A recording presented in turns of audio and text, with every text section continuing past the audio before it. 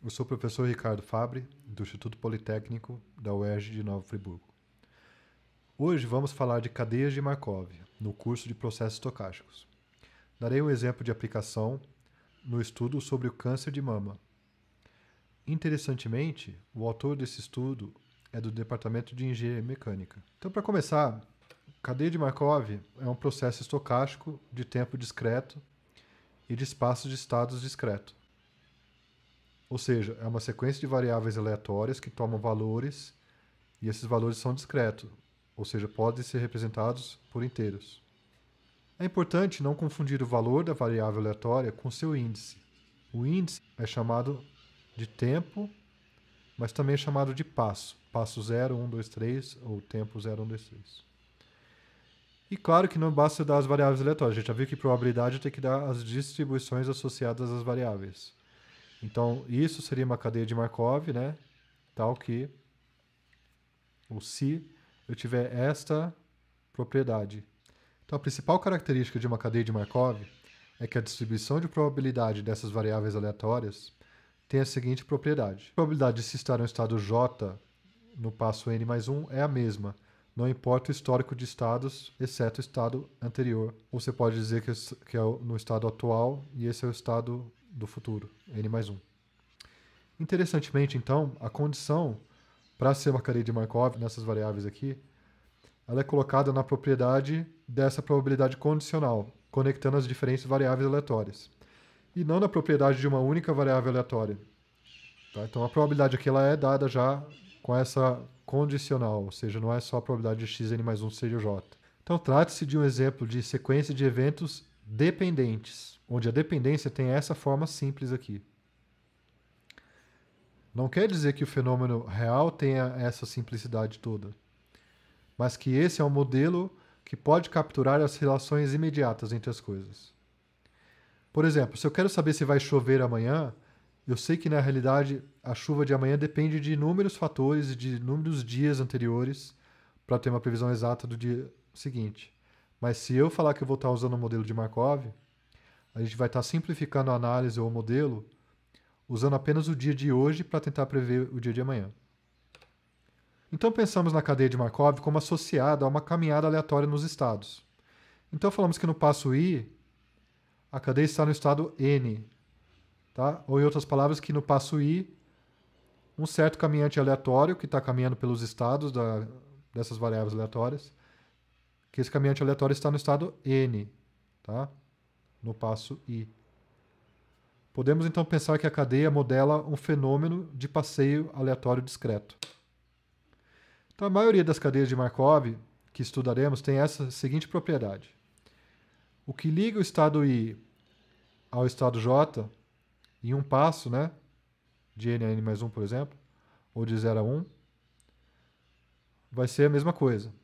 Então, o que liga de um passo a outro não depende se eu dei n passos ou se eu dei 0 passos ainda.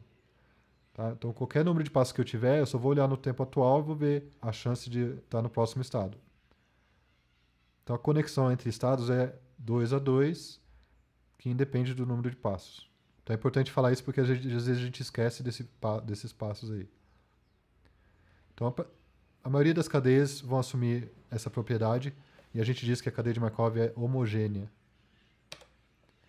Então, como as probabilidades são homogêneas, eu posso representar a dinâmica do sistema que a gente está modelando, do fenômeno, através de uma matriz fixa, que não depende do tempo,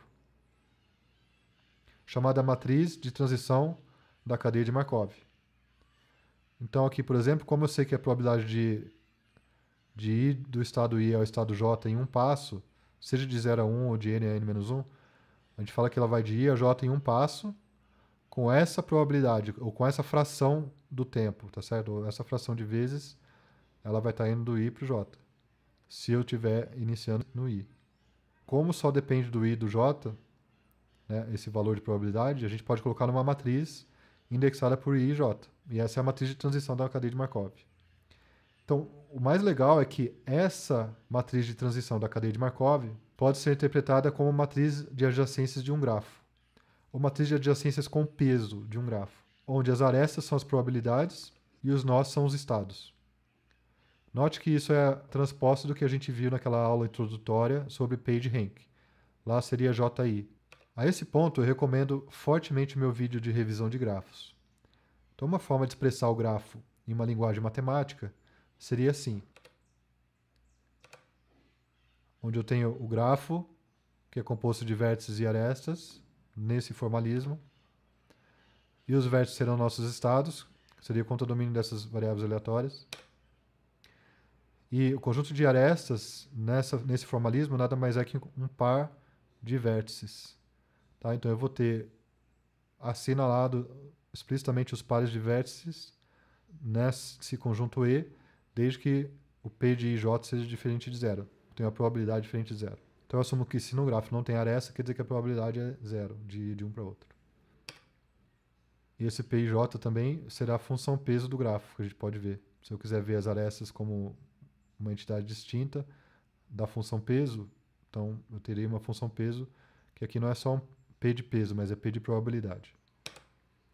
Então, note que nem todo grafo com pesos pode ser associado a uma cadeia de Markov. A matriz tem que ser estocástica. Note que se P representa uma cadeia de Markov, se eu te der uma matriz de adjacência de um grafo ou uma matriz qualquer, para ela representar uma cadeia de Markov, então todos os elementos dela são não negativos e a soma de cada linha dá 1. É ao contrário da aula de PageRank lá que a soma de cada coluna daria 1. Então, tanto faz, tá? Cada livro vai seguir de um jeito. A gente está fazendo aqui essa teoria por linhas, mas pode ser por colunas, é apenas uma convenção matemática. E tem vários aprofundamentos dessa teoria que faz mais sentido fazer desse jeito, tem outras coisas que faz sentido do outro jeito. E a gente pode ver que se a gente interpretar a matriz de adjacências do grafo, P e J, como sendo probabilidade mesmo, e se ela satisfazer a propriedade de Markov, então ela vai ter que ser estocástica. Porque aqui eu estou somando todos os elementos da linha I. P e J nada mais é que a probabilidade de x1 igual a J dado x0 igual a I. Já que ela é homogênea, eu posso fazer x1, x0, 1 e 0, né, em um passo. Pode ser de 1 para 2, de 3 para 4, tanto faz. Então, em um passo, a gente está querendo dizer que ela vai de I para J com essa probabilidade aqui, que estava dentro da matriz. Mas se eu tenho essa interpretação probabilística, eu posso escrever pela definição de probabilidade condicional essa expressão aqui. A conjunta aqui, ou isso e isso, dividido pelo P de x0 igual a I. Mas se eu somar em todos os J's, está vendo? Se eu somar essas probabilidades aqui do numerador em todos os J's, eu vou ter a probabilidade de x0 igual a I. E aí P de x0 igual a I dividido por x0 igual a I dá 1. Mas qual o conceito intuitivo por trás da soma de cada linha da matriz de adjacência desse grafo ser 1? Então, é como se eu tivesse um grafo qualquer, de teoria de grafos, qualquer grafo, se estiver modelando, relações entre pares de coisas. A gente quer falar que o nó I é um certo nó e o J seria um vizinho dele, que é o que quer dizer aqui. Cada elemento da linha aqui quer dizer que tem uma conexão com o I. Então aqui, cada arco aqui do grafo, se eu usar essa matriz P como a matriz de adjacência, ou matriz peso, cada aresta vai ter um peso P e J, entre o nó I e o nó J. E eu posso ter um gráfico com vários nós, né? Mas se eu pegar o I e J, o peso vai ser P e J. Se eu manter o I fixo e I variando J, né, que é quando eu somo esse cara aqui, quer dizer que eu mantenho um nó fixo e eu vou somando as arestas que saem do nó. Então eu vou somando esses P e J, somando em J, certo? E é isso que dá 1. Ou seja, a interpretação é que a soma dos pesos saindo de cada nó é 1. O grafo está representando uma matriz de Markov, ou uma cadeia de Markov. Então quer dizer que a soma dos pesos saindo de cada nó ser 1, quer dizer que o peso de cada aresta nos grafos que a gente vai estar interessado é sempre um peso relativo aos outros pesos das arestas que estão saindo do nó. Então a gente pode falar que a teoria de cadeia de Markov é a teoria de grafos com peso e com pesos relativos, né, onde cada peso é a fração do peso dessa aresta comparada com o peso das arestas que saem do nó I. Então, ou seja, peso relativo. Então, um gráfico com pesos arbitrários também, mesmo não sendo relativo, também pode ser visto como uma cadeia de Markov se eu pegar a matriz dele e normalizar, dividir por 1. Ou se eu dividir todos os pesos pela soma total de pesos saindo do nó. Então, por exemplo, nesse exemplo concreto aqui, a gente tem um grafo não direcionado. Pode ser com peso ou não. Nesse caso mais simples, a gente colocou sem peso. E a gente considera que a matriz de adjacências é como se fosse uma matriz peso, mas os pesos de cada aresta vai ser 1. E se não tiver aresta, é como se tivesse uma aresta ligando aqui, mas o peso é 0. É como se tivesse uma aresta também ligando aqui, mas o peso é 0. Tá? Então, se eu olhar grafos com peso, nessa interpretação de matriz, né, e só colocando os pesos aqui, eu consigo fazer a mesma coisa. Então, grafos não direcionados, tanto com peso como sem pesos, também podem se tornar grafos associados a uma cadeia de Markov. Basta eu dividir cada aresta pelo peso de todas as arestas que saem do nó. A gente lembra que essa aresta aqui não direcionada é como se eu tivesse uma de ida e uma de volta. Na nossa revisão de grafos a gente fez essa analogia. Então, nesse caso, eu vou estar normalizando pelos de saída. E, em geral, o grafo que era talvez não direcionado, ele pode se tornar direcionado. Em geral, ele vai se tornar direcionado. Então, por exemplo, aquele gráfico que a gente tinha, eu dividi pelo número de arestas saindo, o peso, né, de cada aresta, como se fosse 1, eu dividi pelo número de arestas saindo. No caso, como tinha duas arestas saindo do 1, eu dividi por 2, e eu fiquei com uma aresta de 1 para 2 direcionado agora, com peso meio, e essa com peso meio. E o 2, como só tinha uma aresta saindo dele, ela continuou com peso 1. Tá? Então a matriz acabou ficando com esses meios aqui. De 1 para 2 é meio, de 1 para 3 é meio. A matriz não ficou simétrica mais. Um gráfico com pesos arbitrários pode ser visto como uma matriz estocástica e, por consequência, uma matriz de Markov, normalizando-se e dividindo pela soma das arestas que saem, conforme a gente já viu. Então isso funciona tanto no caso direcionado como no caso não direcionado, se a gente adotar a convenção utilizada na nossa aula de grafos para representar o grafo formalmente.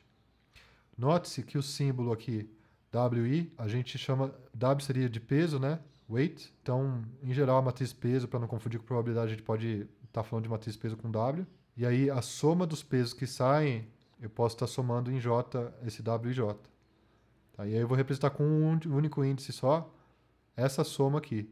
Então, quando eu tiver o W, eu sei que é de duas variáveis, mas se tiver uma entrada só, quer dizer que é uma soma. Então, P e J aqui, se tiver um grafo arbitrário, é só pegar a matriz peso dele, que seria, essa aresta seria W e J, e dividir pelo WI, que é a soma de todos que saem.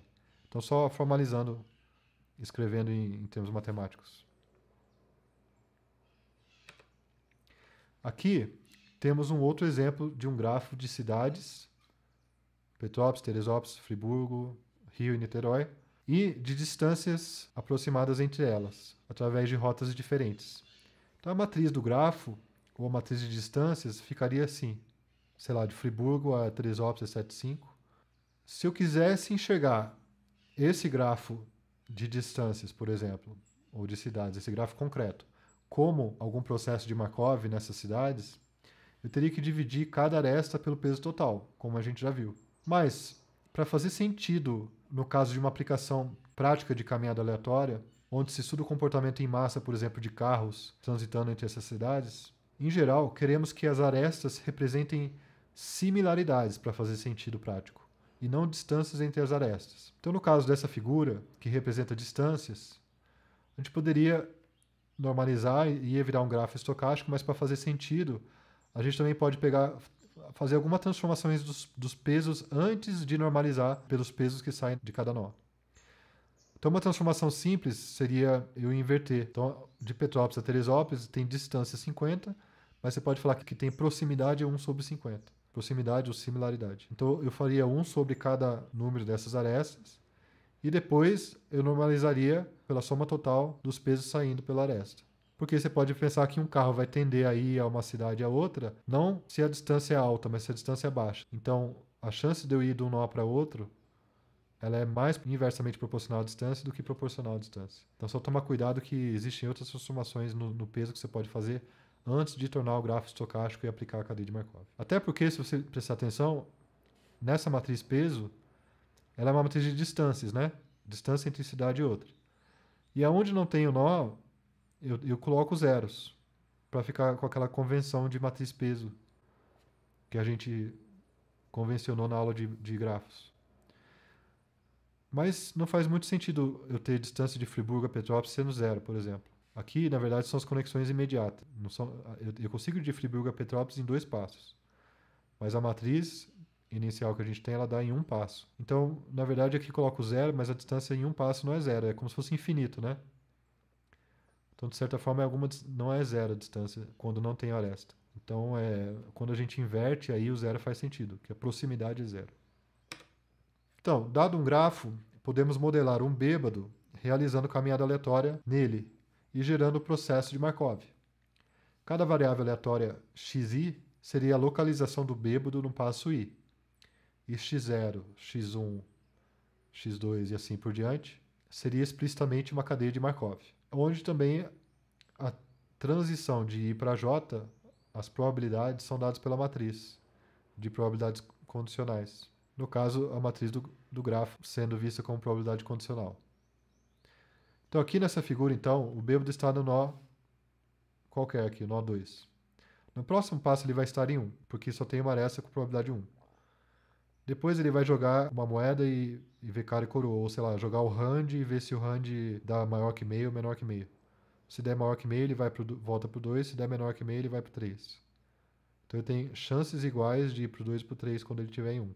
Sei lá, ele pulou para o 3. Aí o 3 também só tem uma aresta saindo, ou seja, no próximo passo é obrigado a sair, tá? Né? Nesse joguinho aqui. Então ele vai ter que sair de 3 e ir para 1. Então com certeza ele vai estar no 1 no próximo passo. E assim sucessivamente. Então esse é o nosso sistema dinâmico aí. Se o grafo não tiver peso, a normalização é a mesma conforme a gente já conversou. Mas na figura, isso corresponde a uma coisa mais simples. A cada passo, o bêbado escolhe uma aresta aleatoriamente para pular. Então, por exemplo, a cada passo ele escolhe alguma aresta para pular, que só pode escolher um. A cada passo ele é obrigado a pular, ele vai escolher alguma das arestas para pular. Tá? Se ele pudesse permanecer em 1, teria uma aresta aqui de 1 para 1, tá? Um loop aqui.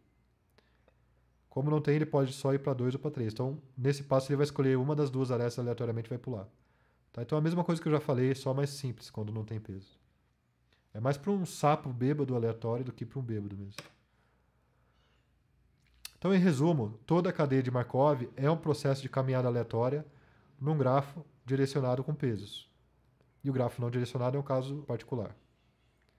Com isso, se eu iniciar com a cadeia de Markov com aquelas probabilidades condicionais e não com grafo, a hora que eu desenhar o grafo, esse grafo é chamado de grafo de transição da cadeia de Markov. Note que há uma equivalência entre grafos com peso, se a gente estiver considerando caminhadas aleatórias com pesos normalizados. E nesse caso, eu posso multiplicar por um fator todas as arestas, que a gente ainda vai ter um grafo equivalente se eu estiver falando de caminhada aleatória markoviana. Tá? Então, note que como eu falei que eu tenho que normalizar o grafo para fazer a caminhada aleatória, então, de certa forma, esse grafo aqui que tem pesos meio, 1, meio e 1, é equivalente a esse outro gráfico que eu posso multiplicar por um fator de escala, por exemplo, qualquer. Vai ser 2, 10, 2 e 10. Mas na hora de escolher a aresta, o bêbado vai escolher a aresta relativa. Aqui ele vai escolher 10, que só tem 10, e vai de 2 para 1. E aqui na hora dele pular, ele vai escolher, tem essa de 2 e essa de 2. Então ele vai escolher igualmente provável as duas. Então, de certa forma, quanto à caminhada aleatória, a gente pode pensar numa equivalência de grafos aí quanto à escala, por exemplo. E por fim, eu queria dar um exemplo. No livro tem diversos outros exemplos, mas aqui eu quero focar numa aplicação para estudo de metástase ou espalhamento do câncer no corpo. Então, esse estudo foi feito tanto para câncer de pulmão, como é o caso dessa figura, que eu já vou explicar, como para o câncer de mama. Trata-se de um modelo dinâmico de metástase. Então, diferentes partes do corpo formam um vértice de um grafo aqui, no caso. A gente tem aqui, sei lá, o esôfago é 14, né? Tá aqui, 14. Onde é que tá? Tá aqui, né? O olho é o 15 e assim por diante. A probabilidade de ir para J, ou a matriz PIJ, seria a proporção de vezes que o câncer se espalha de uma parte do corpo I para a parte do corpo J em um passo, ou seja, sem passar por outras partes do corpo. Isso dentre toda a base de dados que eles têm, que são aproximadamente 4.000 pacientes de câncer de pulmão e uns 500 de câncer de mama. No caso do câncer de mama, esses 500 foram rastreados ao longo de 25 anos.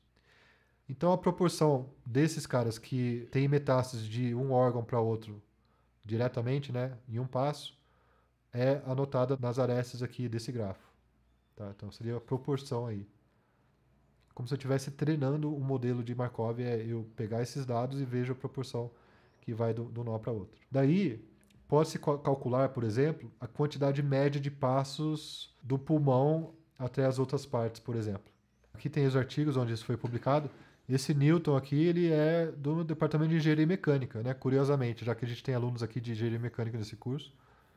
Interessante. Então, a simplificação que está implícita aí no modelo é que não há memória nessa metástase, ou nesse tipo de modelo. Então, a simplificação do modelo aqui é que não há memória da metástase de um nó para outro nesse modelo, exceto o fato de que ele começou no câncer de mama, ou no câncer de pulmão. Ou seja, nesse modelo, a progressão do câncer é primariamente ditada por onde o câncer está, e não pelo histórico dele.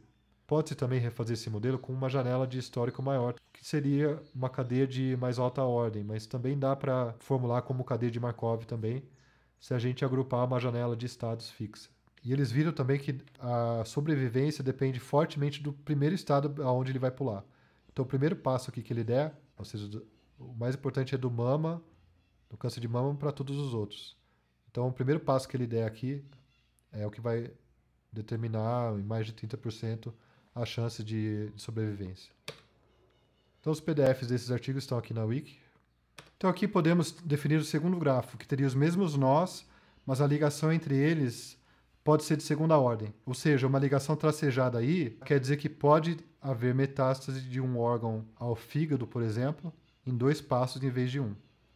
Tá? Então, cada aresta tracejada é como se eu tivesse 2 da não tracejada. Então, a gente viu que basta eu pegar a matriz de Markov para eu ver em 1 passo, mas em 2 passos a gente vai ver que basta multiplicar a matriz por ela mesma que a gente vai obter as proporções, as frações de vezes que pode ir de um órgão para outro em 2 passos.